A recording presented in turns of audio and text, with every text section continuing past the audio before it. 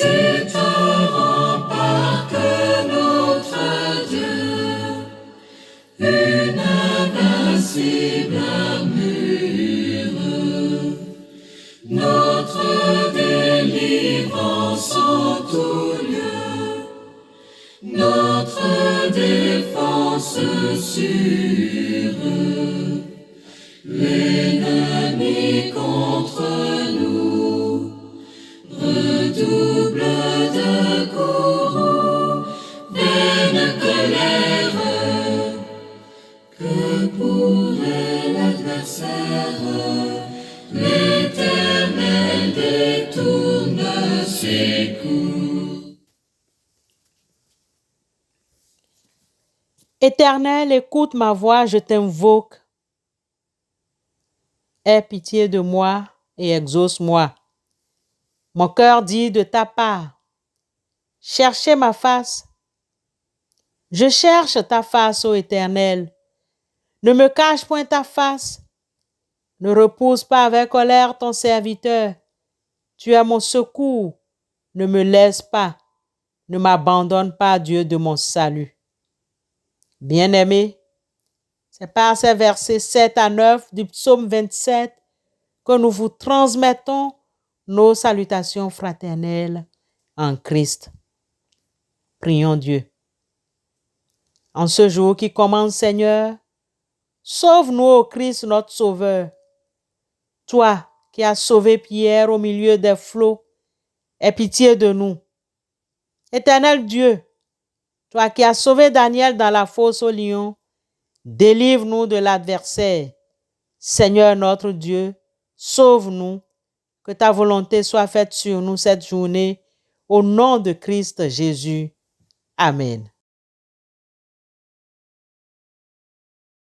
Je ne sais pas le jour où je verrai mon roi, mais je sais qu'il me veut dans sa sainte demeure. La lumière vaincra les ombres à cette heure. Ce sera la gloire pour moi. Ce sera la gloire, ce sera la gloire, ce sera la gloire pour moi. La lumière vaincra les ombres à cette heure. Ce sera la gloire pour moi. Bien-aimés, ce matin, la première épître de Jean, chapitre 1, verset 10, retient notre attention. 1 Jean 1, 10. Si nous disons que nous n'avons pas péché, nous faisons de Dieu menteur et sa parole n'est pas en nous. Bien-aimés, Dieu nous demande de confesser nos péchés et d'humilier nos cœurs devant lui, en même temps que nous devrions nous confier en lui comme en un tendre Père qui n'abandonnera pas celui qui se fie à lui. Plusieurs d'entre nous marchent par la vue et non par la foi. Nous croyons à ce que nous voyons, mais nous n'apprécions pas à leur juste valeur les promesses de la parole de Dieu. Or, le plus grand déshonneur que l'on puisse faire à Dieu, c'est de montrer que nous nous défions de ce qu'il dit et que nous en sommes à nous demander si réellement le Seigneur s'inquiète de notre sort ou bien s'il nous déçoit. Chers frères et sœurs en Christ, il y a deux choses qui font beaucoup de dégâts psychologiques et émotionnels chez une grande majorité des gens. Et peut-être que c'est votre cas ce matin. La première chose, c'est la culpabilité et la deuxième chose, c'est l'amertume. La culpabilité nous emprisonne. L'amertume nous empoisonne et la réponse face à la culpabilité et à l'amertume, c'est le pardon. La culpabilité est le résultat ou la conséquence de quelque chose que nous avons fait qui était mal ou que nous pensons avoir fait de mal. L'amertume est notre réaction ou notre ressenti face à quelqu'un qui nous a fait du tort. La culpabilité et l'amertume nous maintiennent captifs et la seule chose qui peut nous libérer de la culpabilité ou de l'amertume, c'est le pardon. Bien-aimés, le pardon de Dieu nous libère de la prison de culpabilité dans laquelle nous nous trouvons et le pardon que nous accordons aux autres nous libère de la prison de l'amertume qui gangrène notre vie. Tournez avec moi dans Éphésiens 4, 31 à 32. Que toute amertume, toute animosité, toute colère, toute clameur, toute calomnie et toute espèce de méchanceté disparaissent du milieu de vous. Soyez bons les uns envers les autres, compatissants, vous pardonnant réciproquement comme Dieu vous a pardonné en Christ. En d'autres mots, Paul est en train de dire ceci. Chassez de vous tout sentiment amer, toute irritation, toute colère. Éliminez les cris et les insultes. Abstenez-vous de toute forme de méchanceté. Soyez au contraire bons et pleins d'affection les uns pour les autres. Pardonnez-vous réciproquement comme Dieu vous a pardonné dans le Christ. Bien-aimés, lorsque vous pardonnez à quelqu'un, c'est-à-dire du plus profond de votre cœur, vous libérez deux personnes. La première personne, c'est celle à qui vous avez pardonné et la deuxième personne, c'est vous-même. Pardonner signifie en fait payer une dette. Le pardon négocié n'existe pas. De dire à quelqu'un, si tu veux que je te pardonne, il faut que tu me donnes cela.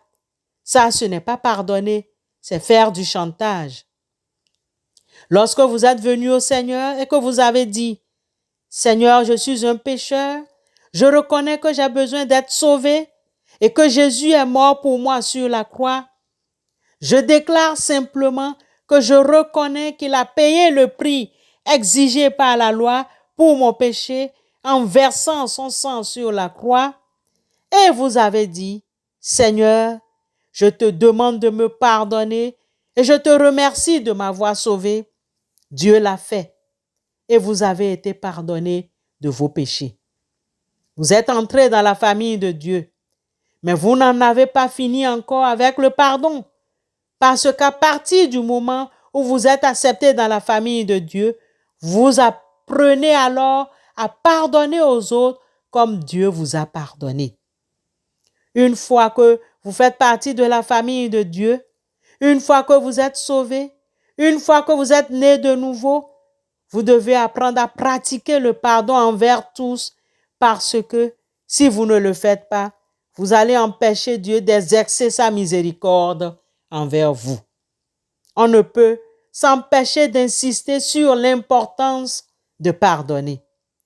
Lorsque vous êtes pardonné, le pardon vous fait entrer dans la famille de Dieu. Mais si par la suite vous refusez de pardonner à quelqu'un qui vous a fait du tort, vous détruisez alors la communion qui doit régner dans la famille de Dieu. Pourquoi? Parce que vous allez manifester le contraire de ce que Paul mentionne dans Éphésiens 4, 31 à 32. De l'amertume, de l'irritation, de la colère, des cris et des insultes. Dieu ne nous rejette pas à cause de nos péchés. Il peut nous arriver de commettre des fautes et par là contrister son esprit. Si nous nous repentons, si nous venons à lui, les cœurs contrits, il ne nous enverra pas à vide. Il y a des obstacles à enlever. Des mauvais sentiments ont été entretenus. Il y a de l'orgueil, de la propre suffisance, de l'impatience, des murmures. Toutes ces choses tendent à nous séparer de Dieu. Les péchés doivent être confessés. La grâce doit accomplir en nous une œuvre plus profonde. Ceux qui se sentent faibles et découragés ont la possibilité de devenir forts pour Dieu et d'accomplir une noble tâche pour le Maître. Mais ils doivent se placer sur un plan plus élevé et ne pas se laisser influencer par des motifs égoïstes. Bien-aimés, il nous faut nous laisser instruire à l'école du Christ. Rien sinon sa justice ne peut nous conférer le droit de jouir de l'un des bienfaits de l'alliance de grâce. Ces bienfaits ont été longtemps l'objet de nos désirs et de nos efforts. Si nous ne les avons pas reçus, c'est que nous avons caressé l'idée de pouvoir faire quelque chose de nous-mêmes pour les mériter. Nous n'avons pas détourné nos regards de nous-mêmes, croyant que Jésus est un sauveur vivant. Ne pensons pas que notre propre grâce et nos mérites personnels pourront nous sauver. La grâce du Christ, voilà notre seul espoir de salut. Le Seigneur nous a fait une promesse par son prophète. Que le méchant abandonne sa voie et l'homme d'iniquité ses pensées, qu'il retourne à l'Éternel qui aura pitié de lui, à notre Dieu qui ne se lasse pas de pardonner. Ésaïe 55, 7. À demain, si Dieu le veut.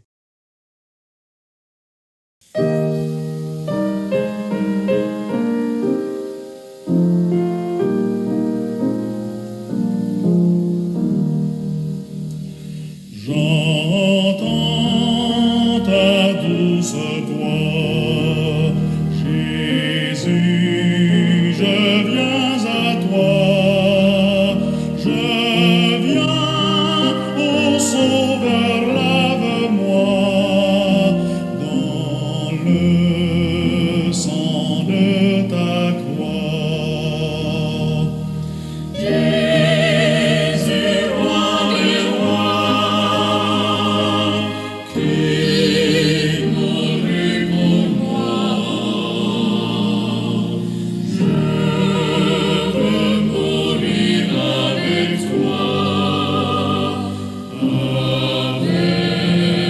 toi sur la croix. Prions Dieu. Éternel notre Dieu, nous venons vers toi ce matin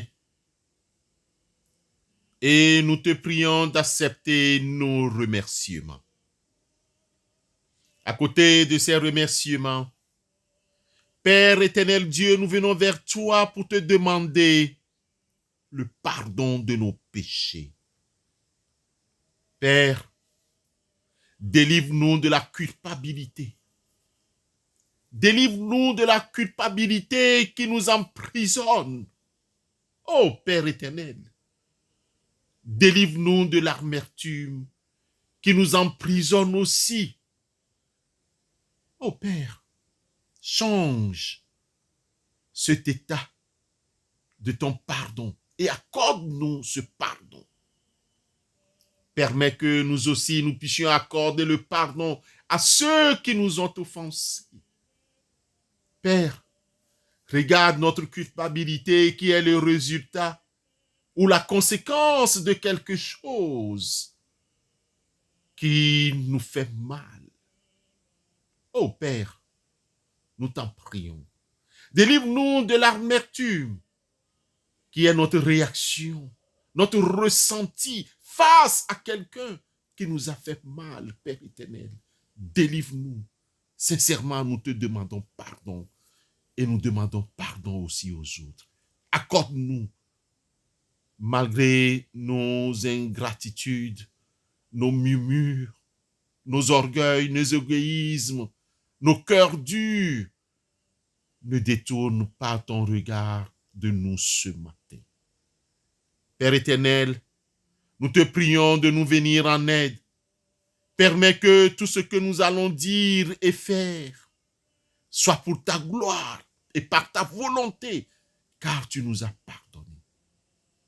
Guide nos pas partout où nous passerons ce jour, au nom de Christ Jésus. notre Rédempteur. Toi qui as détruit la mort par ta mort sur la croix. Toi qui nous as rendu la vie par ta résurrection. Père éternel, nous te vénérons et nous nous rappelons ta mort et ta résurrection. Toi qui as offert pour nous, aie pitié de nous. Toi qui as souffert pour nous, ô Père, pardonne-nous et aie pitié de nous. Nous t'adorons, ô Christ, et nous te bénissons.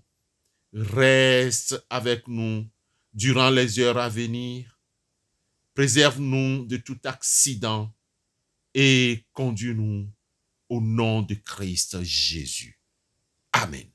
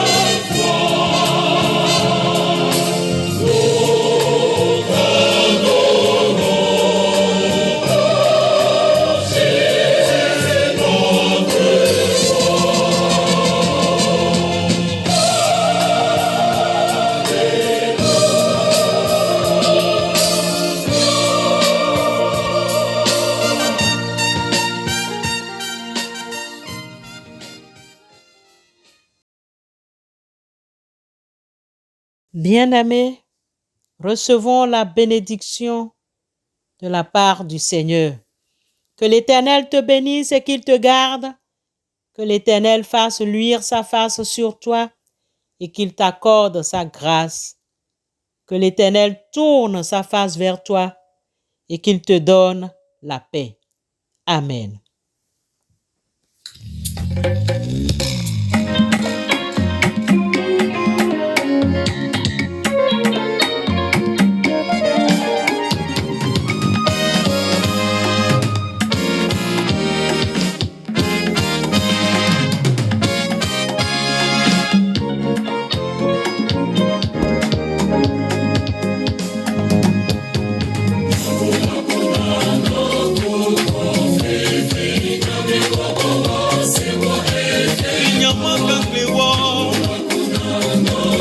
Nakoko pepe